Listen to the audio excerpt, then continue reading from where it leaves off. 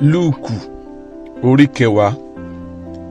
Lẹ́yìn nǹkan wọ̀nyí, Olúwa sì yan 70 ọmọ ẹ̀yìn mìíràn pẹ̀lú. Ó sì rán wọn ní méjì méjì lọ ṣáájú rẹ̀ sí gbogbo ìlú àti ibi tí òun tìkára rẹ̀ yóò gbé dé. Ó sì wí fún wọn pé, ìkórè pọ̀, ṣùgbọ́n àwọn alágbàṣe kò tó nǹkan. Nítorí náà, ẹ bẹ̀ Olúwa ìkórè kí ó lè rán àwọn alágbàṣe sínú ìkórè rẹ̀. Ẹ mú ọ̀nà yín pọ̀n. Sáà wò, èmi rán yín lọ bí ọ̀dọ́ àgùntàn sáàárín ìkookò. Ẹ má ṣe mú àsùnwọ̀n, ẹ má ṣe mú àpò tàbí bàtà, ẹ má sì ṣe kí ẹnikẹ́ni ní ọ̀nà. Ní ilékílé tí ẹ̀yin bá wọ̀, kí ẹ kọ wípé, àlàáfíà fún ilé yìí. Bí ọmọ àlàáfíà bá sì ń bẹ níbẹ̀, àlàáfíà yín yóò bà lé. Ṣùgbọ́n bí kò bá sí, yóò tún padà sọ́dọ̀ yín. Ní ilé kan náà ni kí ẹ̀yin kí ó sì gbé, kí ẹ máa jẹ, kí ẹ sì máa mu ohunkóhun tí wọ́n bá fi fún yín, nítorí ọ̀yà alágbàṣe tọ́ sí i. Ẹ má ṣe ṣí láti ilé dé ilé. Àti ní ìlúkílùú tí ẹ̀yin bá wọ̀, tí wọ́n bá sì gbà yín, ẹ jẹ ohunkóhun tí a bá gbé ka iwájú yín. Ẹ sì mú àwọn aláìsàn tí ń bẹ nínú rẹ̀ lára dá, kí ẹ sì wí fún wọn pé, ìjọba Ọlọ́run kù dẹ̀dẹ̀ sí yín.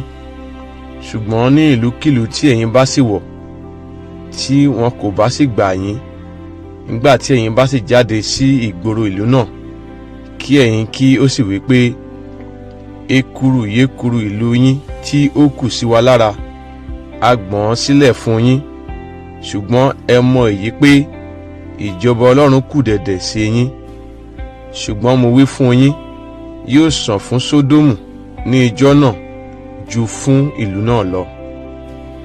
Ègbé ni fún ìwọ Kórásínì, ègbé ni fún ìwọ Bethsaida, nítorí ìbá ṣe pé a ti ṣe iṣẹ́ agbára tí a ṣe nínú yín ní Tírè òun Sídónì, wọn ìbá ti ronúpìwàdà láéláé, wọn ìbá sì jókòó nínú aṣọ ọ̀fọ̀ àti nínú eérú. Ṣùgbọ́n yóò sàn fún Tírè òun Sídónì nígbà ìdájọ́ ju fún ẹ̀yin lọ. Àti ìwọ Kápánáùmù, a ó ha gbé ọ ga dé òkè ọ̀run, a ó rẹ̀ ọ́ sílẹ̀ dé ipò òkú. Ẹni tí ó bá gbọ́ ti yín, ó gbọ́ ti èmi. Ẹni tí ó bá sì kọ̀ yín, ó kọ̀ mí. Ẹni tí ó bá sì kọ̀ mí, ó kọ̀ ẹni tí ó rán mi. Àwọn 70 náà sì fi ayọ̀ padà wípé, Olúwa, àwọn ẹ̀mí èṣù tilẹ̀ foríbalẹ̀ fún wa ní orúkọ rẹ. Ó sì wí fún wọn pé, èmi rí Sátánì ṣubú bí mọ̀nàmọ́ná láti ọ̀run wá. Kíyèsí, èmi fún yín ní àṣẹ láti tẹ ejò àti àkééke mọ́lẹ̀, àti lórí gbogbo agbára ọ̀tá. Kò sì sí ohun kan bí ó ti wù kí ó ṣe tí yóò pa yín lára. Ṣùgbọ́n kí ẹ má ṣe yọ̀ sí èyí pé àwọn ẹ̀mí ń foríbalẹ̀ fún yín, ṣùgbọ́n ẹ kúkú yọ̀ pé a kọ̀wé orúkọ yín ní ọ̀run. Ní wákàtí kan náà, Jésù yọ̀ nínú ẹ̀mí mímọ́, ó sì wí pé, mo dúpẹ́ lọ́wọ́ rẹ Bàbá, Olúwa ọ̀run òun ayé, pé ìwọ pa nǹkan wọ̀nyí mọ́ kúrò lọ́dọ̀ àwọn ọlọ́gbọ́n àti amòye, ìwọ sì fi wọ́n hàn fún àwọn ọmọ ọwọ́. Bẹ́ẹ̀ ni Bàbá, bẹ́ẹ̀ ni ó ṣàyẹ ní ojú rẹ. Ohun gbogbo ni a fi fún mi láti ọ̀dọ̀ Bàbá mi wá. Kò sì sí ẹni tí ó mọ ẹni tí ọmọ ń ṣe bí kò ṣe Bàbá, àti ẹni tí Bàbá ń ṣe bí kò ṣe ọmọ, àti ẹnikẹ́ni tí ó bá sì wu ọmọ láti fi hàn fún. Ó sì yí padà sí àwọn ọmọ ẹ̀yìn rẹ̀ ní apá kan, ó ní, ìbùkún ni fún ojú tí ń rí ohun tí ẹ̀yin ń rí.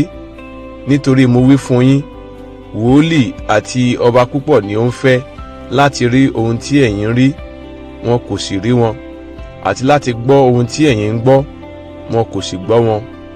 Sì kíyèsí, amòfin kan dìde, ó ń dán an wò, ó ní, Olùkọ́ni, kí ni èmi yóò ṣe kí èmi kí ó lè jogún ìyè àìnípẹ̀kun? Ó sì bi í pé, kí ni a kọ sínú ìwé òfin? Bí ìwọ ti ń kà á?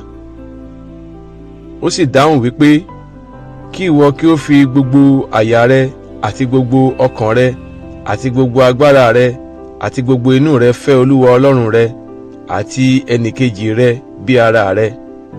Ó sì wí fún un pé, ìwọ dáhùn rere, ṣe èyí, ìwọ yóò sì yè. Ṣùgbọ́n ó ń fẹ́ láti dá ara rẹ̀ láre.